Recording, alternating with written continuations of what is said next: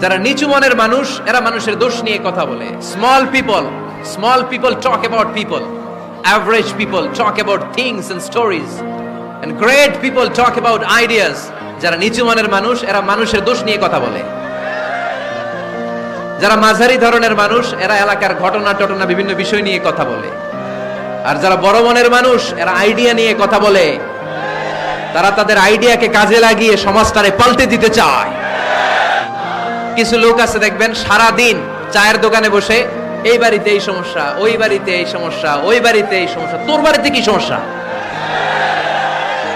কিছু লোক আছে এই হুজুরের এইটা খারাপ, এই হুজুরের ওইটা ভালো না, এইটা খারাপ, এইটা সমস্যা, এটা সমস্যা, তোর কি সমস্যা? তোর সমস্যা তুই খুঁজে বের কর, নিজের সমস্যা খুঁজে বের কর। যে নিজে নিজের সমালোচনা করতে পারে সেই সর্বাপেক্ষা বুদ্ধিমান। এজন্য খবরদার আমার কলিজার টুকরা যুবক ভাইয়েরা, কখনো কাউকে ব্যঙ্গ করে, বিদ্রূপ করে, ছোট করে কোনো মন্তব্য করা যাবে না। কখনো অন্যের দোষ খোঁজা যাবে না। দোষ আমরা খুঁজবো, নিজের দোষ, ঠিক কিনা? দোষ আমরা খুঁজবো, কার দোষ? চিল্লায় বলতে হবে, কার দোষ? নিজের দোষ খুঁজতে হবে। এজন্য নিজেকে শুধরাতে হবে। ওয়ালা তালমিজু আনফুসাকুম, অন্যের দোষ খোঁজো না, নিজের দোষ খোঁজো। তাহলে ফেনীবাসীরা, এই হোক আমাদের স্লোগান, আমরা নিজেদের দোষ খুঁজবো বেশি, অন্য কারো দোষ কখনো খুঁজবো। আপনি নিজে ঠিক হয়ে যান, দুনিয়া এমনি ঠিক হয়ে যাবে।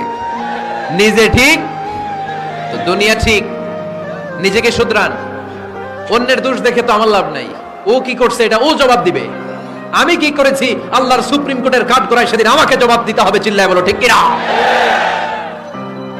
এজন্য অন্যের দোষ যেন আমরা না খুঁজি, নিজেকে যেন পরিবর্তন করি। পরিবর্তন করতে রাজি আছি তো সবাই? পরিবর্তনের অগ্রনায়ক হতে রাজি আছি তো সবাই? সিদ্ধান্ত নিতে হবে, শক্ত সিদ্ধান্ত। দাঁড়াতে হবে, সৈনিকের মতো দাঁড়াতে হবে, ঠিক কিনা?